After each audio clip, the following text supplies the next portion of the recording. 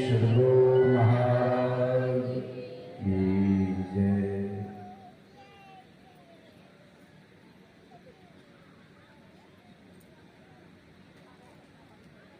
इस पवित्र मंच पर पधारे हुए तीर्थ स्वरूप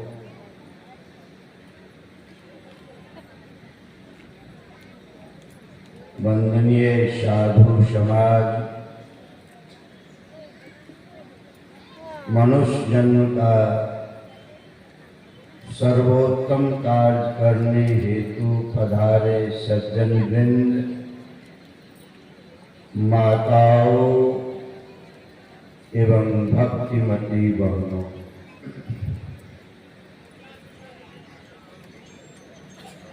अभी हम लोग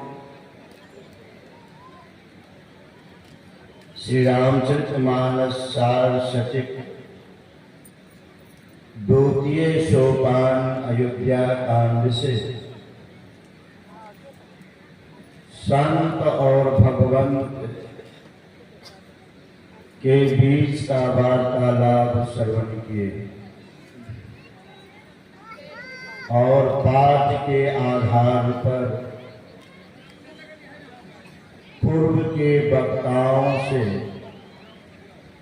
बहुत ही कम समय में सार गर्भित बातों को भी सुन चुके हैं।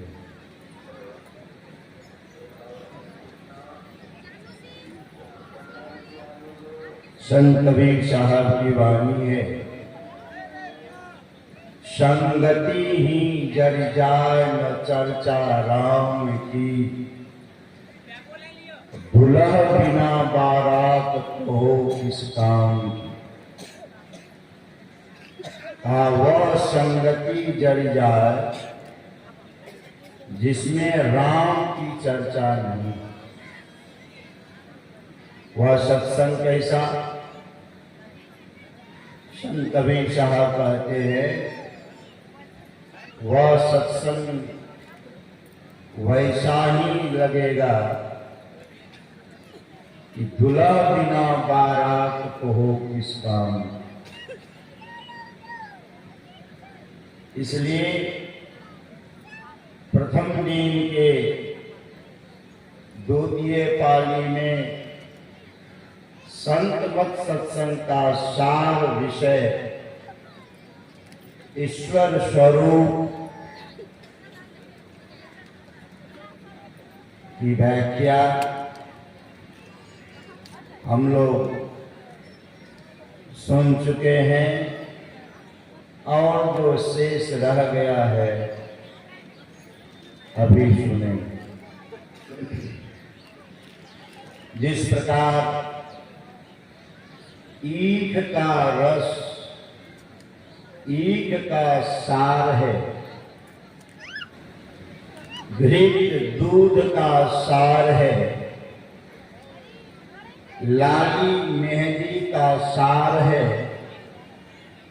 उसी प्रकार संत मत सत्संग का सार विषय ईश्वर स्वरूप। वार्तालाप त्रेता युग के एक लौटा संत वाल्मीकि मुनि और भगवान श्री राम के बीच का।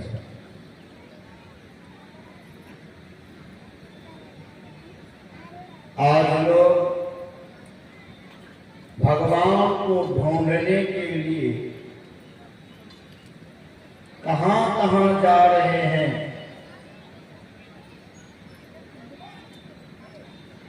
हमारे देश में दो सुंदरदास जी महाराज हुए। सुंदरदास जी महाराज ने कहा, जो छोटे सुंदरदास जी महाराज हुए, उन्होंने कहा,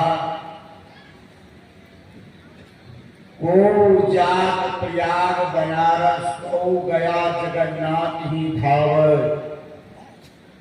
कौ मथुरा बद्री हरिद्वार जो गंगा कुरुक्षेत्र नहावै, पुष्कर हुए पंच तीरथ ज्यों गावहि गौरी द्वारका आवै, सुंदर विद गढ़ियो घर माही सो बाहर ढूंढत क्यों करी पावै। सुंदरदास जी महाराज कहते हैं कि बाहर में कहीं परमात्मा को ढूंढने से परमात्मा मिलने वाले नहीं। संत पल्लू साहब भी कहते हैं, कैतिक जुग बीत गए माला के फेरते, छाला पड़ी गए जीव राम को टेरते, माला दीजिए टार मने को फेरना, अरे हाँ रे पलटू मुंह के कहे ना मिले, दिले बीच हेरना। कितने युग बीत गए हम लोगों को माला फेरते फेरते, पर आज तक वो परमात्मा का दर्शन नहीं हो पाया। छाला पड़ गए जीव के ऊपर छाला पड़ गए, राम को टेरते, राम राम टेरते टेरते जीव के ऊपर छाला पड़ गए।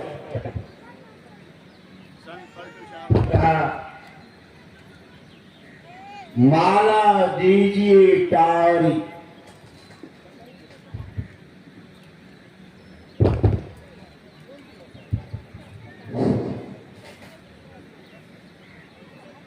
माला दीजिए टारी मने को फेरना, अरे हारे पलटू मुंह के कहे ना मिले, दिले बीच हेरना। वो परमात्मा तो सबके अंदर में विराजमान है, लेकिन हेरने से मिलेंगे, खोजने से मिलेंगे। हमारे गुरु महाराज भी कहते हैं, निज तन में खोज सज्जन बाहर न खोजना, अपने ही घट में हरि है अपने में खोजना। वो परमात्मा सबके अंदर में विराजमान है।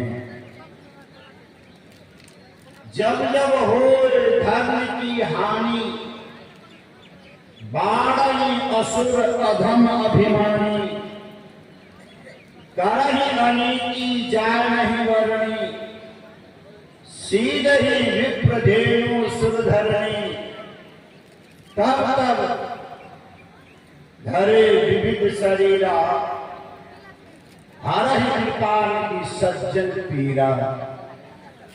सज्जनों की पीड़ा को हरने के लिए भगवान का अवतार इस भारत में एक बार नहीं 24 बार हो चुका।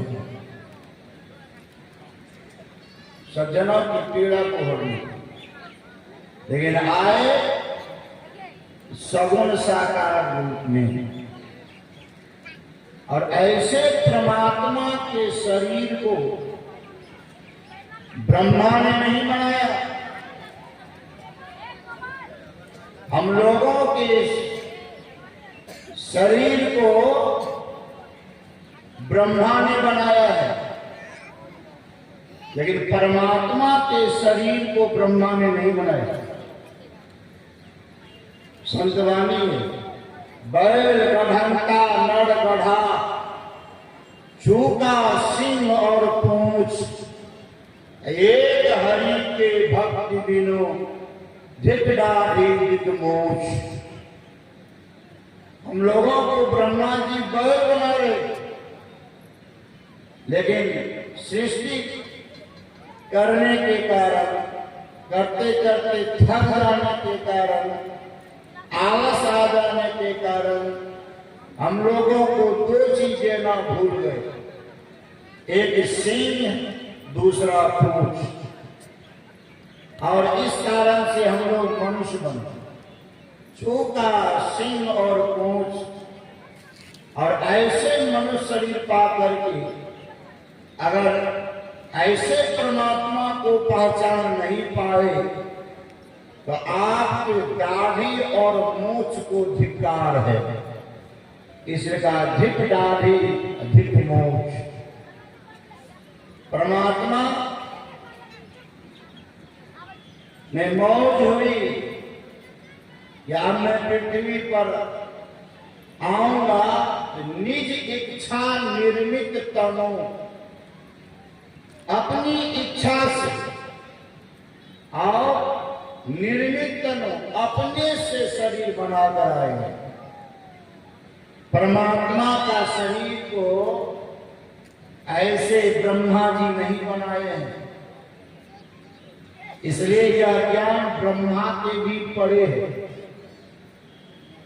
विष्णु के भी पड़े हैं और शिव जी के भी पड़े हैं।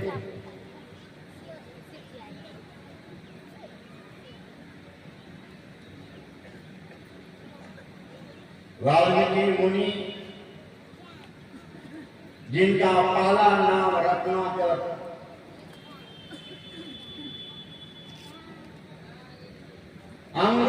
अंगिरा गोत्र के ये ब्राह्मण, संस्कार ब्राह्मण वाला था, बड़े ही उच्च कोटि के संस्कार, लेकिन भीलों की संगति होने के कारण ये काट मार करने लग गए। और उस त्रेता युग में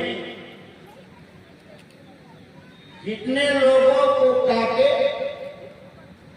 मारे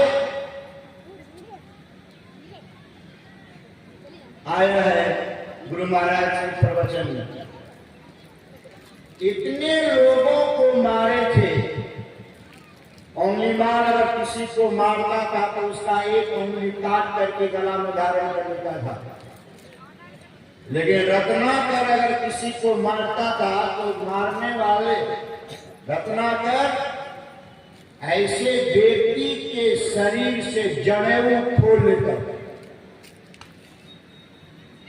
गुरु महाराज के प्रवचन में है 80 मन जनेऊ जमा किया था, 80 मन। तत्वबोधनी नामक पुस्तक में भी इसका जिक्र है, आप लोग पढ़ सकते हैं। एक जनेऊ का वजन कितना होगा? मुश्किल से 2 से 3 ग्राम, 4 ग्राम। 80 मन जनेऊ जमा किए और ऐसे के पास में गए कौन? संत नारद जी गए।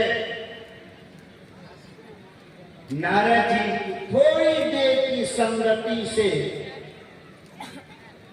रत्नाकर में सुधार हो।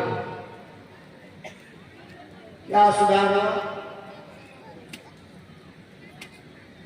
कहते हैं शांत और भगवंत में कुछ अंतर होता है,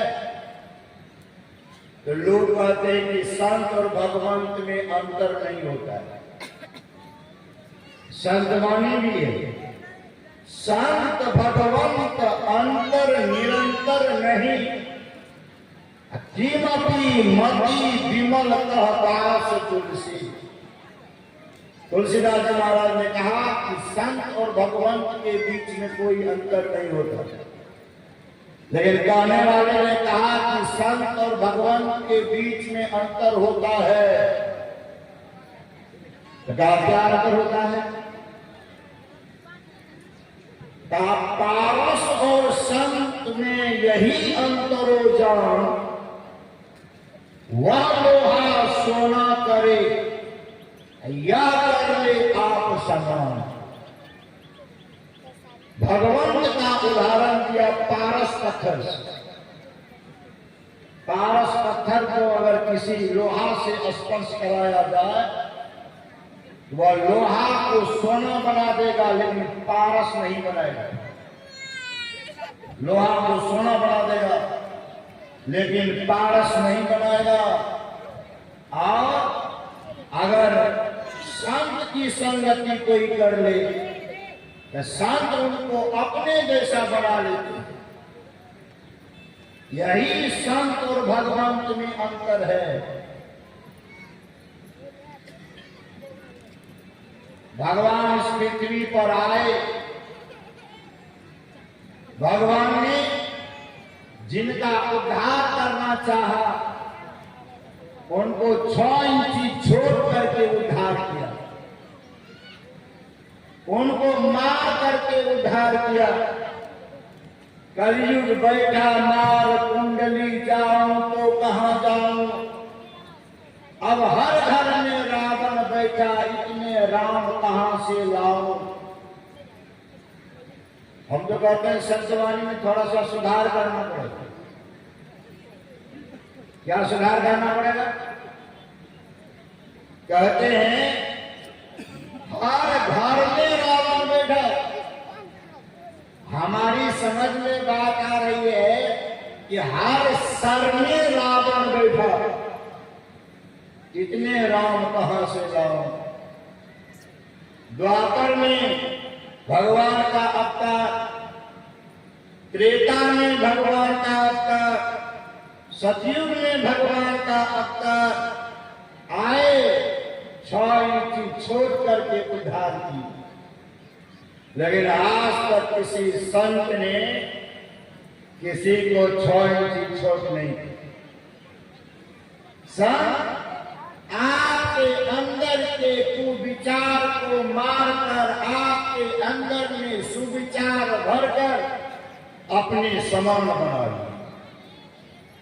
यही अंतर संत और भगवंत में है, यही अंतर है। इसलिए नारद जी गए हैं रत्नाकर के पास, थोड़ी देर की संगति से रत्नाकर क्या बन गया? कहते हैं उल्टा नाम जपत जग जाना, वाल्मीकि भयो ब्रह्म समाना। उल्टा नाम का जाप करके कथाकार लोग कहते हैं कि रत्नाकर कितना पाप किया था कि उनके मुख से राम शब्द का उच्चारण नहीं होता। कहते हैं मरा मरा का जाप किया।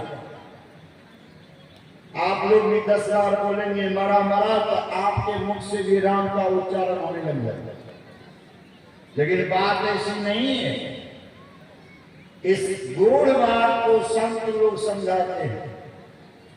ये उल्टा नाम क्या है? अभी जो मैं बोल रहा हूं, हमारे मुख से जो वाणी निकल रही है, ये वाणी हमारी नाभि से निकल रही है। नाभि से निकलने के कारण इसका नाम परा है, परा। यही वाणी जब उठ के आती है हृदय में, इसका नाम है पश्यंती। यही वाणी जब उठ के आता है कंठ में, इसका नाम हो जाता है मध्यमा। यही वाणी जब उठ के आ जाता है मुंह में, तो इसका नाम हो जाता है बैठनी। गुरु महाराज लिखिए परान पश्यंती मध्यमा न बैठनी। वो उल्टा नाम न तो परा है, न तो पश्यंती है, न तो मध्यमा है, न तो बैठनी। ये ध्वनि पिंड से उत्पन्न होती है और ये मुंह भी पिंड में ही है। पिंड से उत्पन्न होकर पिंड में समा जाती है। और उल्टा नाम जो है वह उल्टा नाम ऊपर से आता है, ऊपर से हमारे ब्रह्मांड में प्रवेश करता है और ब्रह्मांड में प्रवेश करके पिंड में भी प्रवेश कर जाता है। उसी को कहा उल्टा नाम। उल्टा नाम जपत जग जाना, वाल्मीकि भयो ब्रह्म समाना। और वह उल्टा नाम है क्या? तुलसीदास जी महाराज कहते हैं, बंदा राम नाम रघुवर को, हे किसान भानु हिमकर को। बंदा राम नाम, हिमकर को, हिमकर में से, और क्या, कृषाणु में से, भानु में से अगर एक अक्षर को निकाल लें, जैसे कृषाणु में से रो को निकाल लें, शब्द बन जाएगा कसानु, उसका अर्थ अग्नि नहीं होगा। भानु, भानु में से अगर आकार को निकाल लें, शब्द बन जाएगा भानु, जिसका अर्थ सूर्य नहीं होगा। हिमकर में से मोह को निकाल लें तो शब्द बन जाएगा हिकर, जिसका अर्थ चंद्रमा नहीं होगा।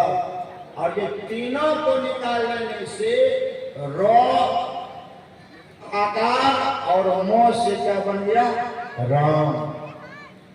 इसलिए कहते हैं कि क्या है? आदि नाम पारस अहे, मन है मैला लो, परसत ही कंचन भया, छोटा बंधन मोह। छोटा बंधन मोह, वो कौन शब्द है? उल्टा नाम। आप लोगों से कोई प्रश्न करेंगे, पहले बीज बना या वृक्ष बना? आप लोग क्या उत्तर देंगे? पहले बीज बना या वृक्ष? उत्तर ढूंढते रह जाएंगे। कोई कहेंगे बीज बना, कोई कहेंगे वृक्ष बना, कोई कहेंगे वृक्ष बना तो कोई कहेंगे बीज बना। बिना बीज का वृक्ष नहीं होगा और बिना वृक्ष का बीज नहीं होगा। पहले क्या बना? उत्तर ढूंढते रह जाएंगे, उत्तर नहीं मिलेगा। और इसका उत्तर गुरु महाराज सत्संग योग में लिख दिए हैं। जादू दयाल जी महाराज की वाणी में आया है। वो क्या है? एक शब्द सब कुछ किया, ऐसा समरत सो, आगे पीछे जो करे सो बल ही ना हो। कितना सुंदर कहते हैं, एक शब्द सब कुछ किया। आप उत्तर ढूंढते रह जाएंगे, पहले बीज बनाते वृक्ष उत्तर नहीं मिलेगा। परमात्मा इतने सामर्थ्यवान है, इतने सामर्थ्यवान है परमात्मा कि एक ही बार में बीज भी बना दिया और एक ही बार में वृक्ष भी बना दिया।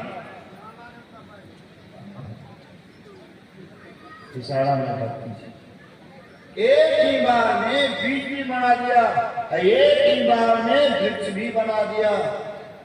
ऐसे शब्द से जो यह सृष्टि हुई, ऐसा शब्द कंप में है और शब्द कंप में है, कंप शब्द में है।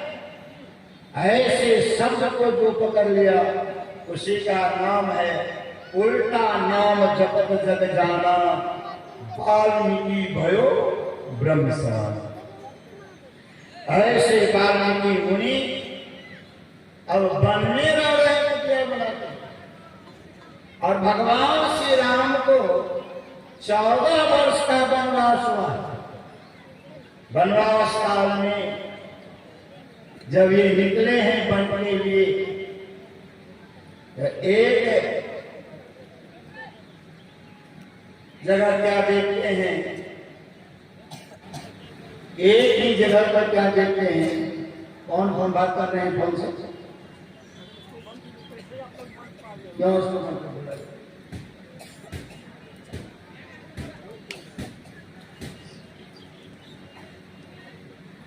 एक जगह देखते हैं भगवान श्री राम कि एक ही घाट पर बाघ, बकरी और गाय संभव है? बाघ बकरी और गाय एक ही घाट पर पानी पिए? क्या संभव नहीं? लेकिन उस दृश्य को देख करके भगवान के समझ में आ गया, लगता है हम वाल्मीकि मुनि के क्षेत्र में प्रवेश कर चुके। क्या संत का जो क्षेत्र रहता है, दायरा रहता है, जहां पर ऐसे संत रहते हैं, ऐसे संत के रहने के कारण वहां पर हिंसक प्राणी भी हिंसा को छोड़ देता है। हिंसक प्राणी भी हिंसा को छोड़ देता है। एक ही घाट पर बाघ बकरी और गाय को पानी पीते देख भगवान समझ गए, लगता है हम वाल्मीकि मुनि के क्षेत्र में प्रवेश कर सकते हैं। गुरु महाराज जब सशरीर थे, कुप्पा घाट में थे, उस समय गुरु महाराज से रहते कुटिया के धन का दूध बिल्ली का बच्चा पी जाती थी और बिल्ली के माथे पर सुग्गा बैठा रहता था, लेकिन कोई किसी के ऊपर आक्रमण नहीं करता था। कारण क्यों? गुरु महाराज ऐसे संत विराजमान है, ऐसे आश्रम में हिंसक प्राणी भी हिंसा को छोड़ दे। भगवान श्री राम समझ। और संत के पास में जो दृष्टि होती है, संत के पास में, ऐसे संत के पास में आत्मदृष्टि होती है, आत्मदृष्टि। और आत्मदृष्टि से उन्होंने देख लिया, क्या देखा? भगवान हमारे कुटिया पर आ रहे हैं, आत्मदृष्टि से। और ऐसे भगवंत को जरा सा आगार के लिए आना चाहिए। इस ख्याल से कुटिया से बाहर निकल करके दौड़ पड़े, भगवान को ले आने के लिए दौड़ पड़े। अब भगवान की दृष्टि जैसे वाल्मीकि मुनि के ऊपर पड़ी, वाल्मीकि मुनि को देख करके भगवान श्री राम भी दौड़ पड़े मिलने के लिए, एक दूसरे से मिलने के लिए दौड़ पड़े। और जैसे दोनों एक जगह हुए,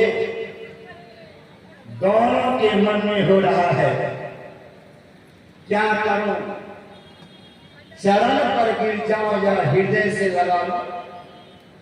भगवान के भी मन में हो रहा है और वाल्मीकि मुनि के भी मन में हो रहा है कि क्या करूं, चरण पर गिर जाऊं या हृदय से लगा लो। तब तक में भगवान डिसीजन ले लिए कि नहीं, ये संत है।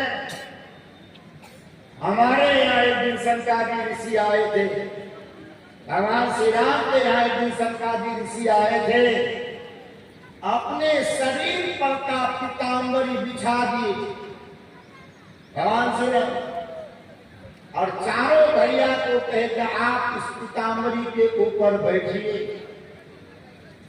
वाल्मीकि संकादी ऋषि कहते हैं हम और आपके पीताम्बरी पर बैठो, ये कदापि नहीं हो सकता। तो भगवान श्री राम ने कहा, हे संत, आपके बैठने से ही यह पीताम्बरी शुद्ध होगा, इसलिए आप ऐसे पीताम्बर के ऊपर बैठिए।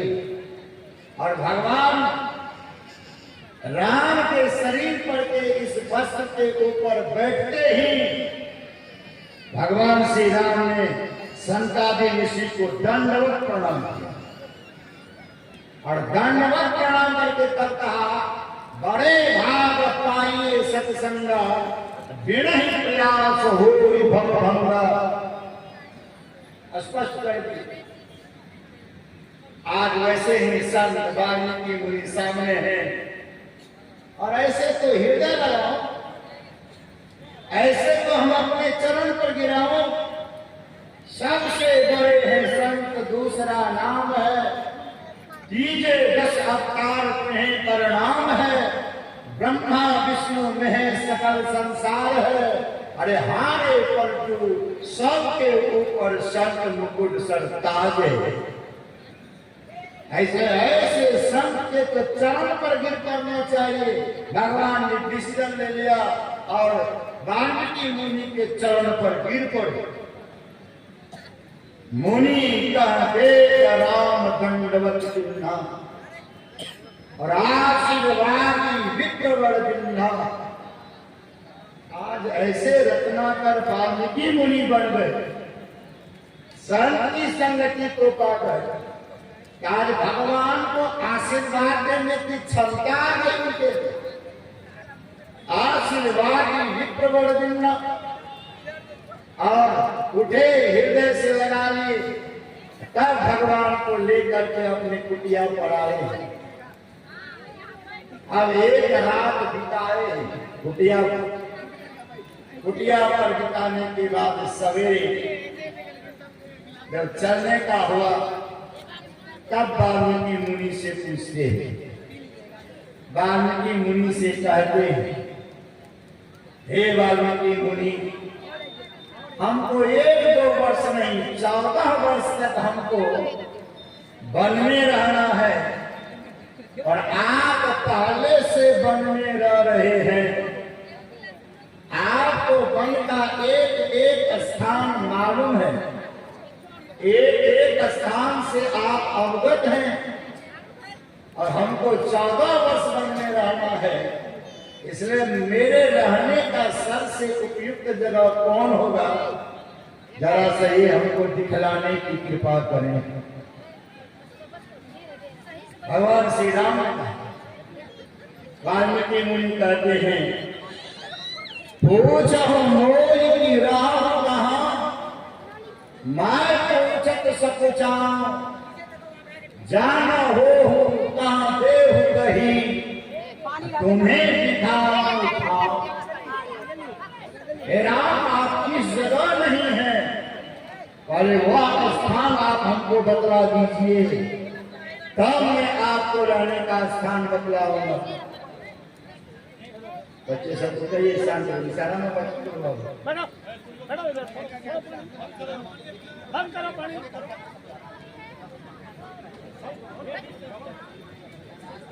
शांत।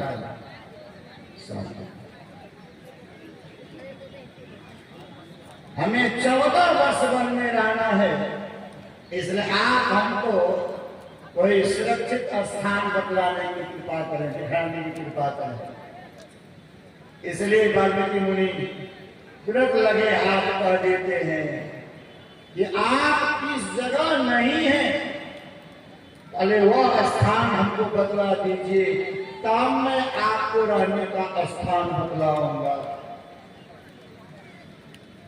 भगवान मानो मुंह बंद हो गया, भगवान बोलती बंद।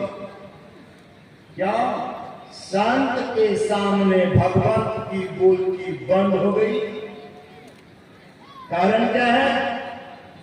संत जो है वो उनको सिर्फ दशरथी राम नहीं समझ रहे हैं। कौन राम समझ रहे हैं? पहले इनकी व्याख्या सुननी चाहिए हम लोगों को। कौन राम समझ रहे हैं? निर्गुण है पिता हमारा, सगुण है महतारी, किसको पूजूं किसको त्यागूं यही दुविधा हमारी। हम लोगों के पास में दुविधा है।